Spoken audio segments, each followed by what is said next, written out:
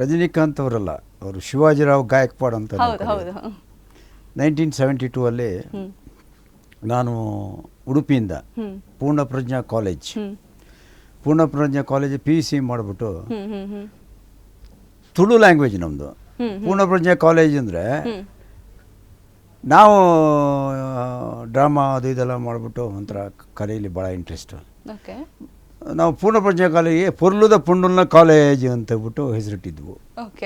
ಅಂದರೆ ಸುಂದರವಾದ ಹುಡುಗಿಯರ ಕಾಲೇಜ್ ಅಂತ. ಓಕೆ, ಸುಂದರವಾದ ಹುಡುಗಿರ ಕಾಲೇಜ್. ಸೂಪರ್. ಪೊರ್ಲುದ ಪುಂಡುಲ್ನ ಕಾಲೇಜ್ ಅಂದರೆ ಸುಂದರವಾದ, ತುಳುನಲ್ಲಿ ಪೊರ್ಲುದ ಪುಂಡುಲ್ನ ಕಾಲೇಜ್ ಅಂದರೆ ಸುಂದರವಾದ ಹುಡುಗಿಯರ ಕಾಲೇಜು ಅಂತ ನೀವಿಟ್ಟಿದ್ದ ಹೆಸರು. ನಾವಿಟ್ಟಿದ್ದು, ನಮ್ಮ ಟೀಮ್ ಅವರು. ಅಲ್ಲಿಂದ ಇದು ಆ್ಯಡ್ ಬಂತು.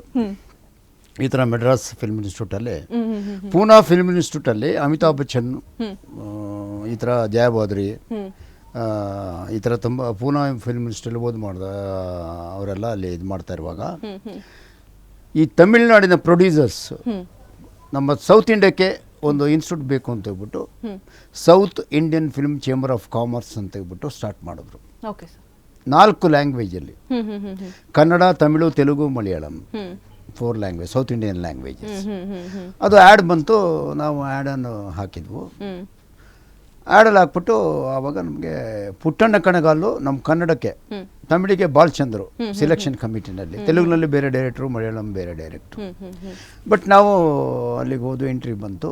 ಅಲ್ಲೇ ಶಿವಾಜಿರಾವ್ ಗಾಯಕ್ವಾಡನ್ನು ನಾವು ಮೀಟ್ ಮಾಡಿದ್ದು.